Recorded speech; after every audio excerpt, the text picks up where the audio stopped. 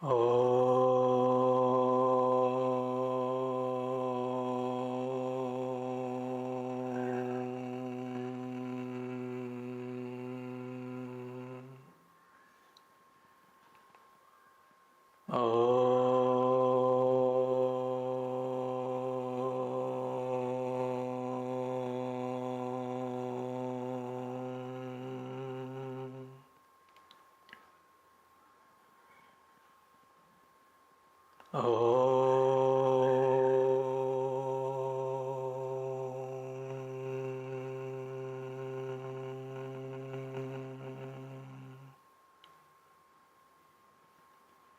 ॐ सहना भवतु सहनौ भुनक्तु सह वीर्यं करवावहै तेजस्विनावधीतमस्तु मा विद्विषावहै।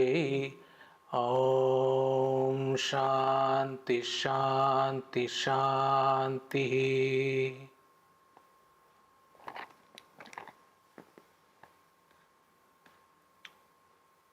Can someone just confirm if they can see and hear me well? On Discord, can someone confirm? Yes. Okay, thank you. And on YouTube, am I visible and audible properly?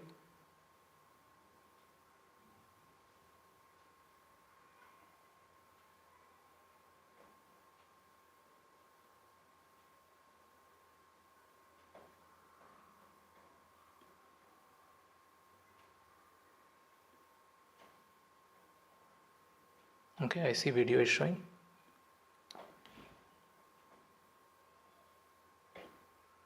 Perfect. So let's begin. Welcome everyone again to second session of weekly group meditation.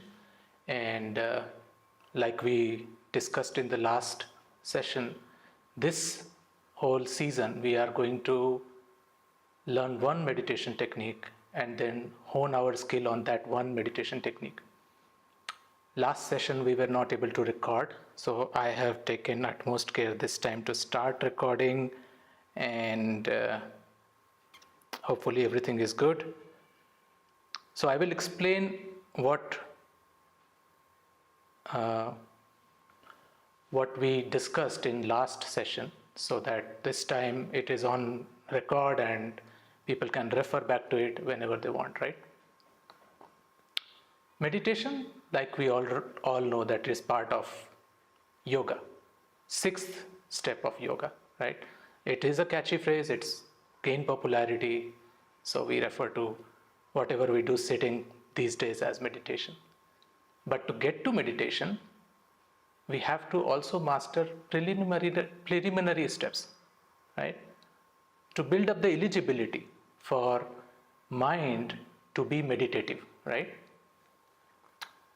And first and foremost thing in that process is to follow some ethical code of conduct, external and internal. So what are some external code of conduct that we must follow? It is called yama. And there are 5 main yama that we all must follow. Satya, which is truthfulness, ahimsa, non-violence, asteya, non-stealing, brahmacharya, moderation of sexual conduct, and aparigraha, non-possessiveness. These are the 5 external ethical code of conduct. Then there are 5 internal code of conduct, which is the second step of yoga, niyama. What does that include? That includes shauch, cleanliness, santosh, contentment, tap, austerity or discipline. Fourth is swadhyaya or self-study, and fifth is Ishwar Pranidhan, surrender or devotion to whatever you consider as a higher power. You call it God, that's fine. You call it universe, that is also fine. You call it some, collective consciousness or whatever name you can give, right?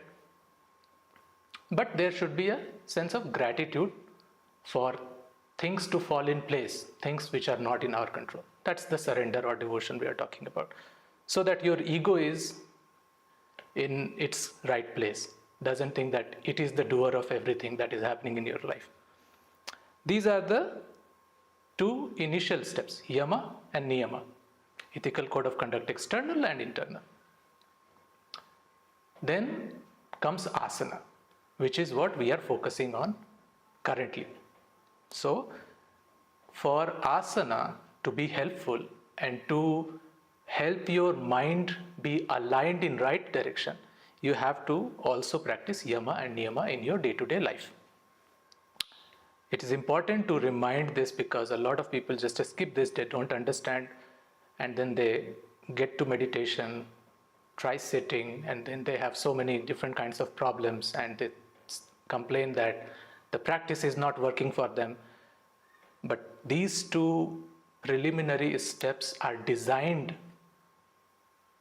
to gradually make meditation available to you in its right form, right? So let's come back to asana. Asana is posture, right? So like we discussed, there are certain steps that we have to follow to align ourselves, align our body in such a way that energy and breath can follow properly or move properly inside our body. Starting with the legs, the most recommended or suggested posture is list of meditative postures, which is Siddhasan, Padmasan, Swastikasan, there are many, right? Vajrasan. So we are just looking at one, which is Siddhasan. How do we sit in this? You take your left leg, bend it at your knee, put the heel at the perineum, the space between anal region and genitals. That is perineum. Mooladhar, the space where Mooladhar chakra is situated, Kundalini is situated.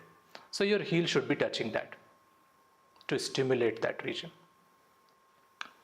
Second leg goes on top of genitals so that your ankles are on top of each other. That is Siddhasan, the actual Siddhasan, right? But if you are not flexible enough, you can sit in Ardha Siddhasan, where you just keep your right leg in front of your left leg, not on top of it. That is also enough. But if you are not comfortable sitting in cross-legged position, you can still use a chair. Only thing is that your back should not be supported. You should scoop yourself to the front edge of the chair and sit straight so that your back and head is not supported. Feet flat on the ground. If you are wearing socks, you should remove that. If you are wearing belt, you should remove that. You should always be in comfortable, loose clothing when doing meditation. That's about the legs, right? Going up, I already talked briefly about spine. Spine has to be erect, and if you have never sat straight because you work in some different posture or something, then simple way to get to this posture is to raise your hands and stretch as far as you can up, and then let your arms fall from the side. This is the lengthened position of spine. This is what you have to maintain, right? So you see only the spine is lengthened, not the shoulders. Shoulders are not tense like this, right? Let the shoulders be relaxed. Chest should be open.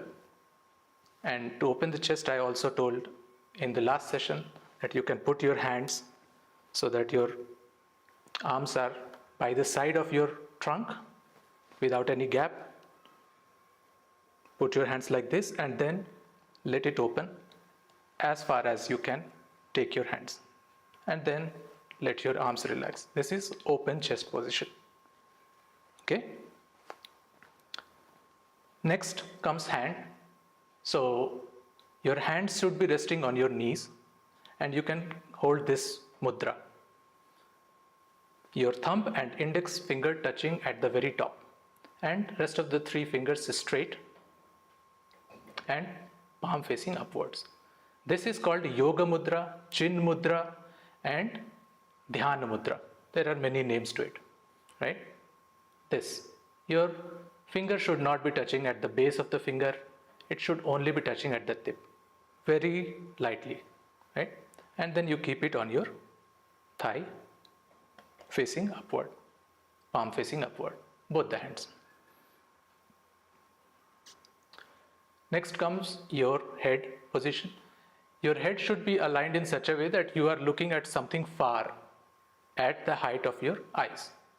So looking at something very distant but in line with my eye level. That is the position of the head, right? Your tongue should be touching the upper palate. Upper palate, not really to the back side of it, but the front side of the upper palate, just above the teeth. That's where your tongue should be touching and resting. And your teeth should have a little gap, which is natural position in which your mouth remains when you keep your lips shut, right? So no overthinking on that part. And your eyes should be looking at the tip of your nose. So your gaze should be as if you are looking at the tip of your nose, even when your eyes are closed. That's where your eyeballs should be placed. So you have to try to keep this posture intact as long as you are meditating. Not opening the eyes in between, not trying to move your arms, not trying to move your legs, right? Even trying to keep the position of eyes same. Obviously, with thoughts and distractions, your posture will break. It's not a problem. We come back to it. Whichever part breaks, we align it back again, right? So that is about the posture. With that, we can begin. So for 20 minutes, we will try to do this. I will set a timer, and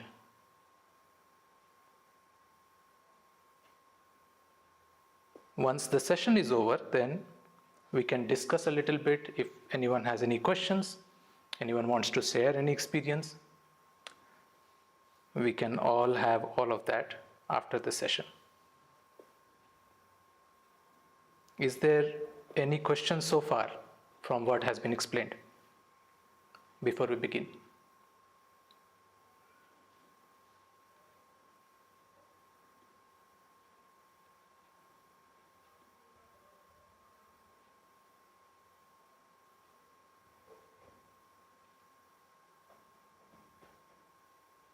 Okay.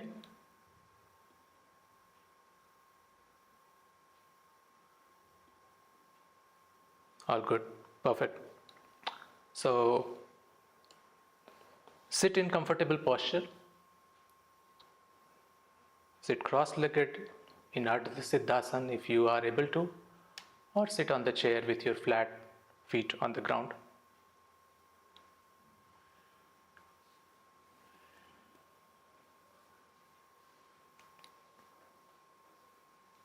Make sure your spine is perfectly erect, head straight, looking at something distant.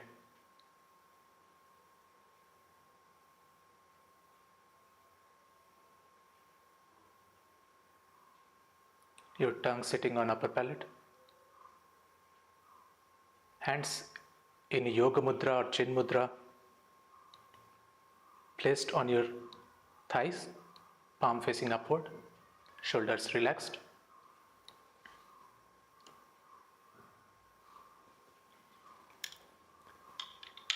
If you wear specs, you can remove specs.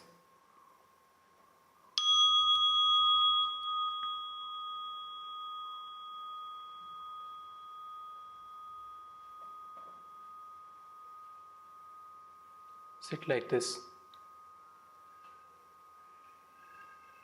Gaze fixed as if looking at the tip of your nose.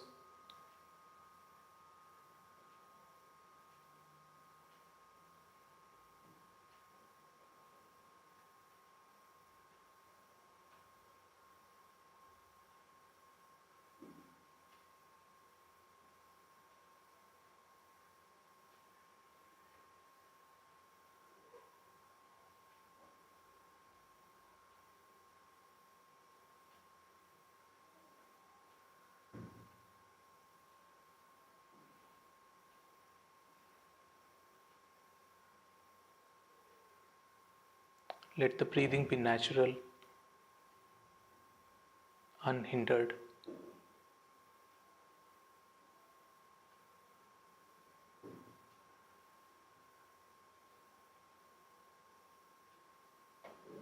No need to change anything. If it is short, let it be short. If it is long, let it be long.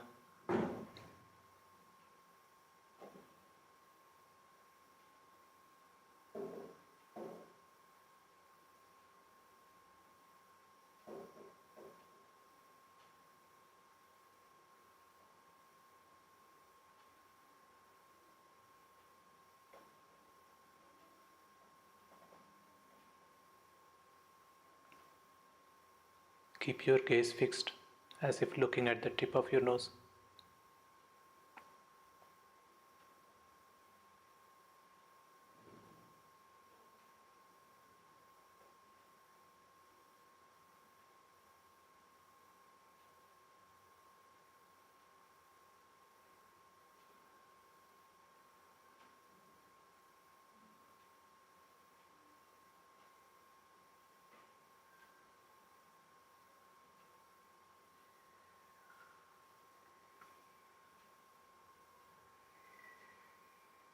Just stay like this,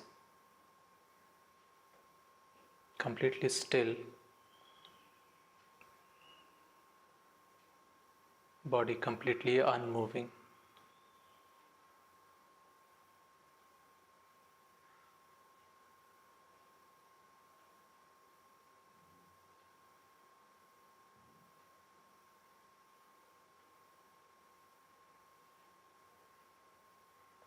Only movement in your body should be the movement of breath and falling and rising of chest or belly with that.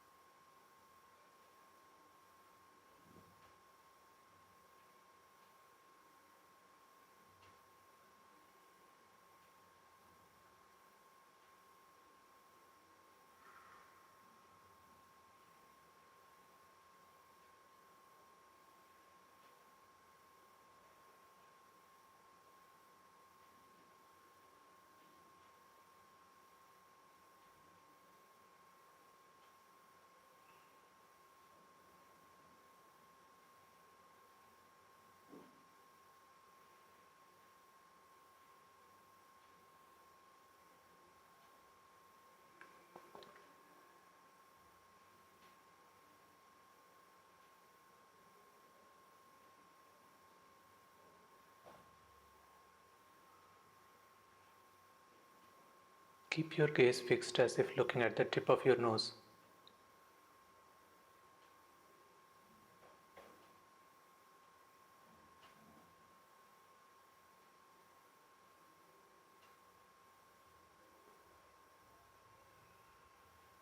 Keep your body so still that breath should become focus automatically.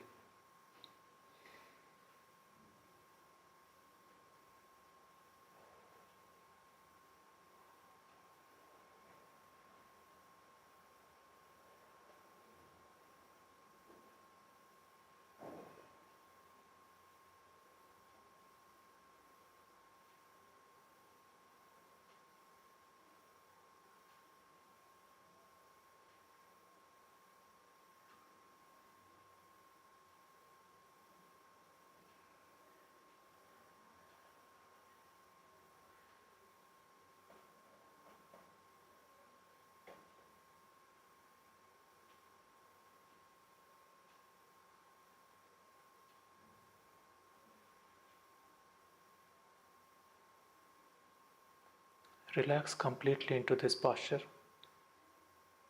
Allow your breath to be subtle and subtle and subtler.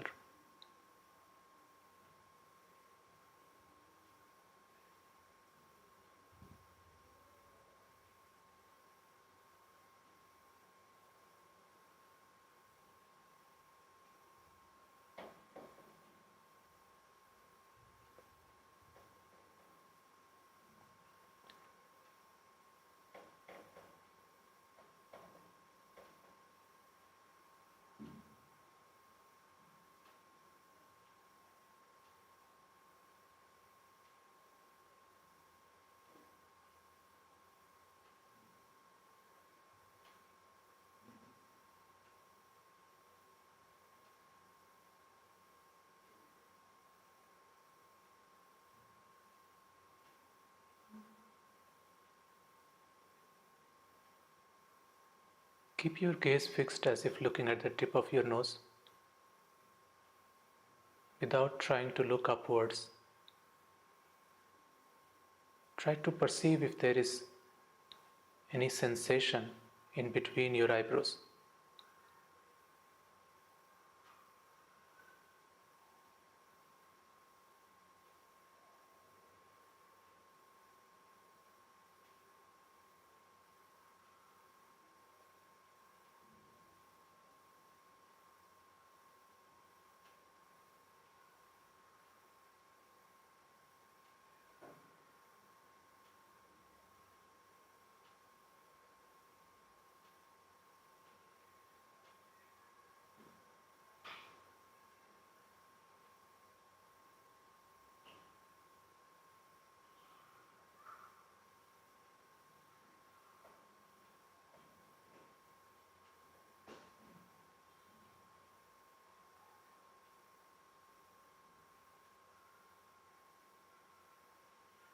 Keep your body still, gaze fixed as if looking at tip of your nose.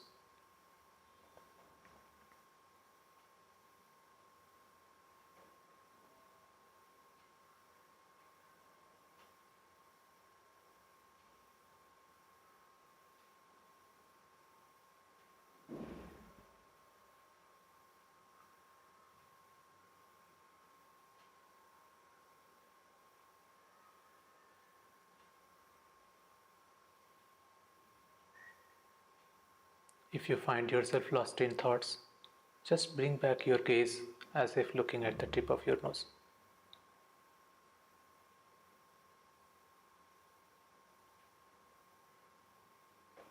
And hold this posture still.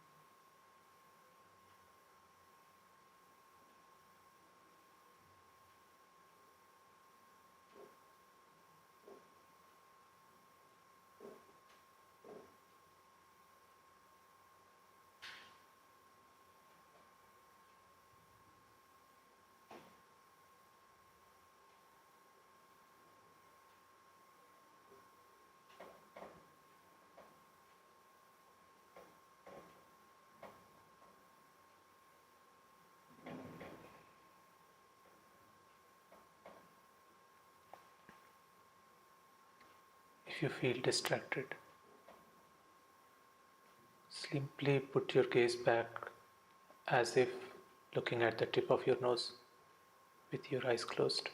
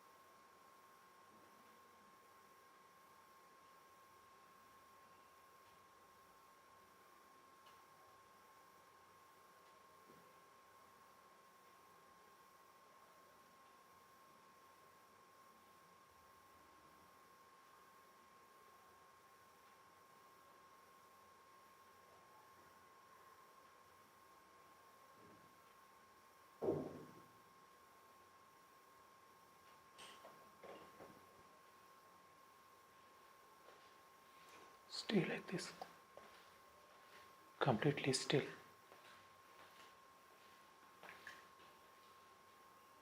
Keep your gaze fixed as if looking at the tip of your nose.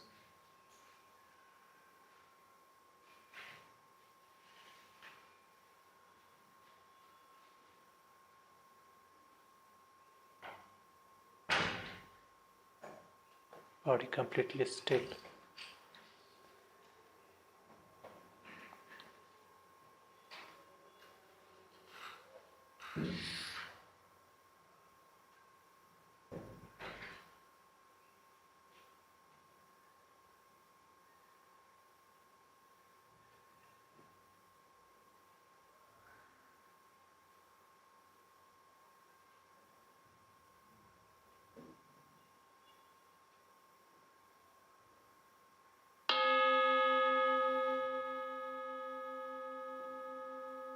Keep your eyes closed.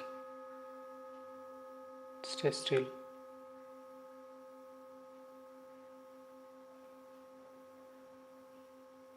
Keep your gaze fixed as if looking at the tip of your nose.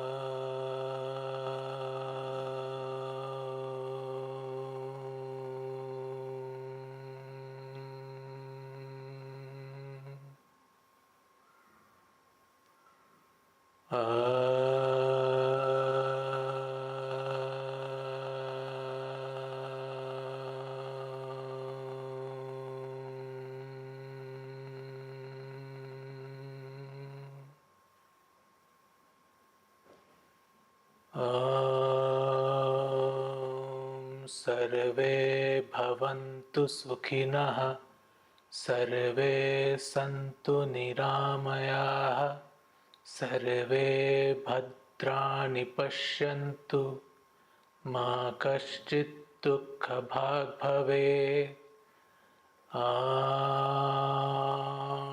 शान्ति शान्ति शान्तिः.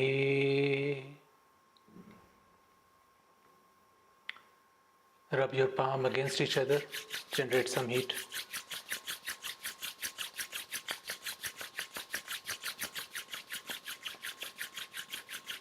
Cup your eyes with the palm and slowly open your eyes looking at the palm.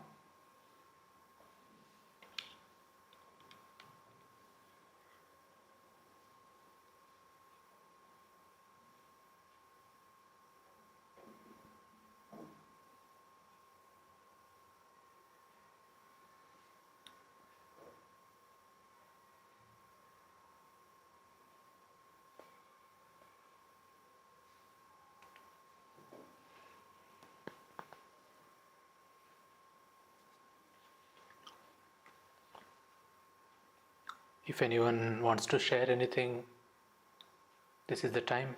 They can raise their hand and we can invite them up on the stage, up on the virtual stage, and they will be able to speak. Or they can also write in the chat.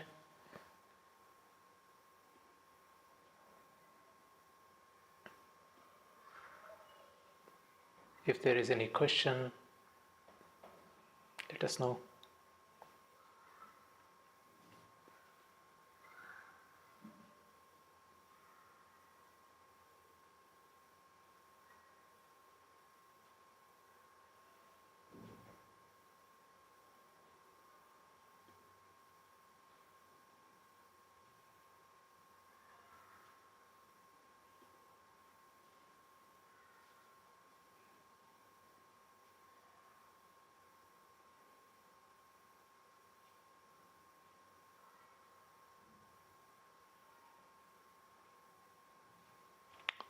When I meditate, after about 2 to 3 minutes, I start seeing a dark moving shape or shadow. It disappears when I focus on it and comes back after some time. So, next time when you see this, just try to see what happens if you don't focus on it and how long it can stay. It will be interesting to see if it can stay for the whole 20-minute session or whatever length of meditation that you do. But if that shape has already succeeded in bringing your attention to it, moving your attention away from your object of meditation, which probably is your breath or maintaining the gaze of your eyes or sensation on a particular body part, then that black figure has won, right? So let's not allow it to win, and let's stay with your object, your chosen object of meditation, and we'll see how long it lasts. Okay?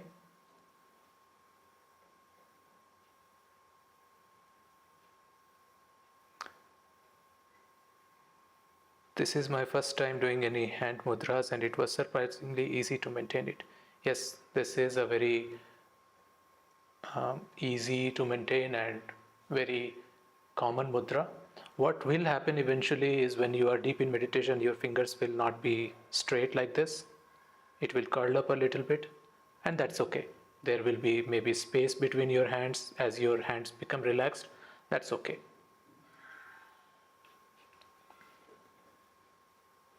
Tried the Siddhasana for the first time. My leg hurts, but I feel it will get better with time. Yes, as much you practice, it will get easier. So the best way to practice is whenever you are sitting for any work, try to sit in the posture that you want to get mastery over, right?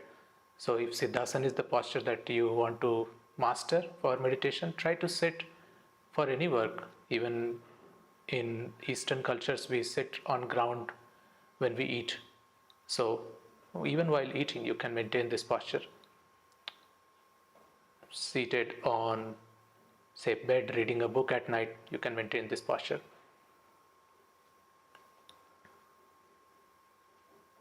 First of all, thank you for this beautiful session. It is my first time to focus on the tip of my nose instead of focusing on rolling my eye upward. Opening the third eye feels more possible. My spine automatically rises up.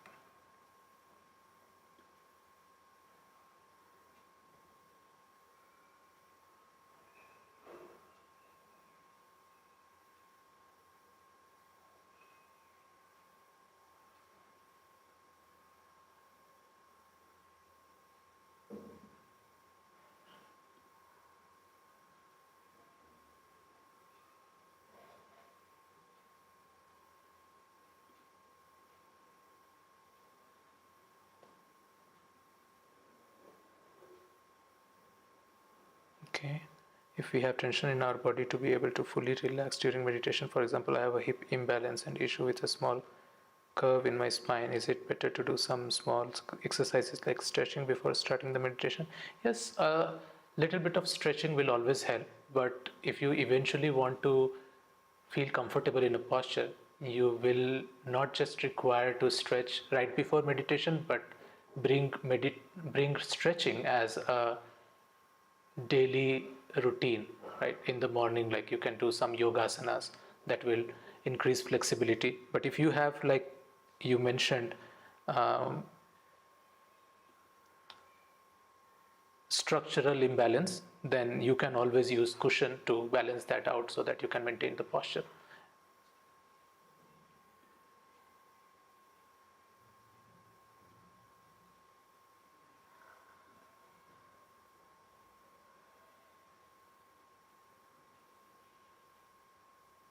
Thank you.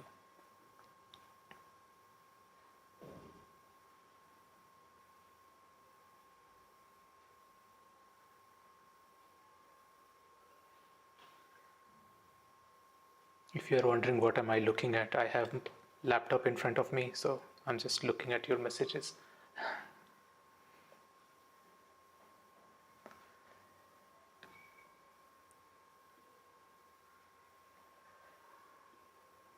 Can I add in my suggestion for you next? Okay, this is for.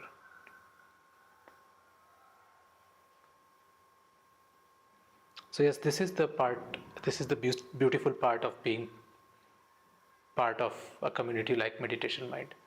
So if you are watching this on YouTube, or if you ever watch it on YouTube, because it will be available as a video on that, it is always better to do your practice when you are part of a community. And Meditation Mind is a wonderful global community on Discord server, Discord, which you can join, and you will find a lot of like-minded people. There are a lot of events related to meditation to help you keep on track. And then there are a lot of intelligent people around on that server whom you can interact with, and you will not have to wait for a very long time to get response.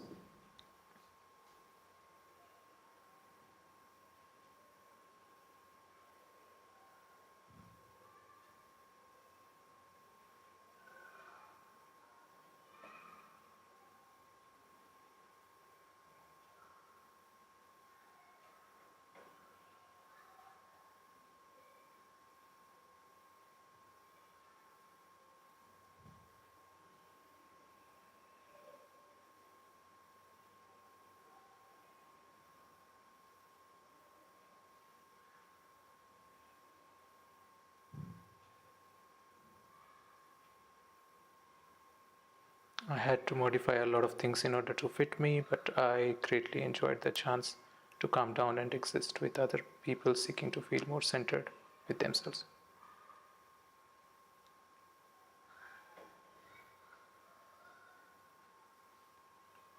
Okay.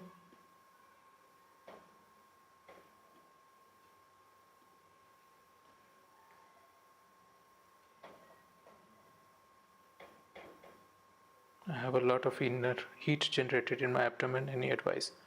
Well, it's actually a good thing to have heat being generated in your abdomen, um, on the back side, lower back region.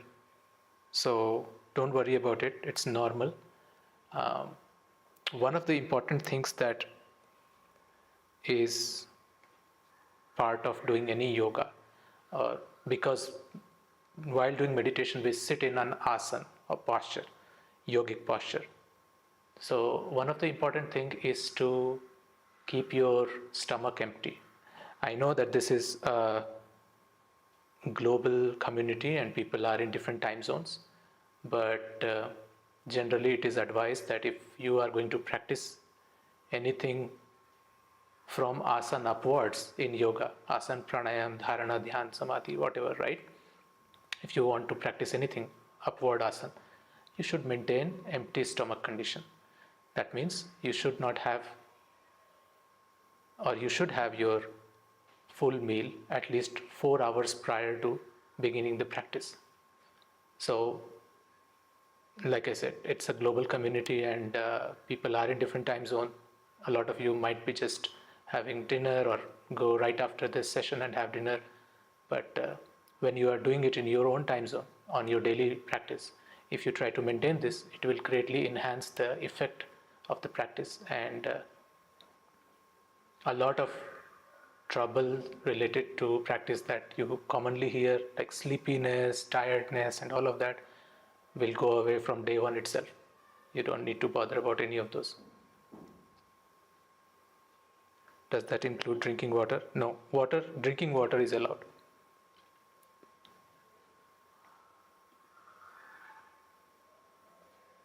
But you cannot have juice or tea or coffee, just water is allowed. If you want to have a beverage, you have to give a gap of 1.5 hours at least, like juice, coffee, tea.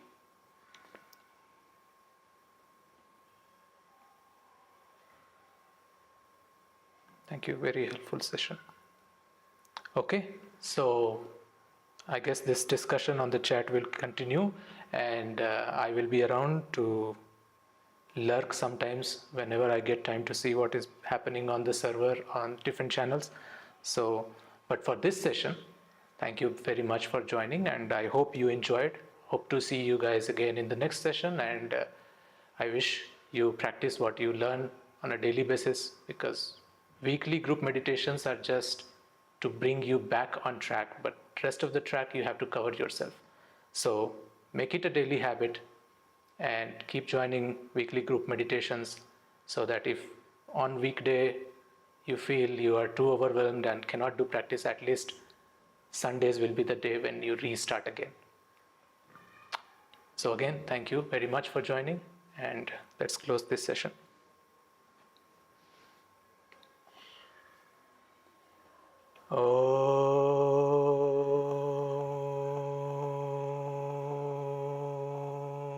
Purnamadah Purnamidam Purnat Purnamudachyate Purnasya Purnamadaya Purnameva Vashishyate.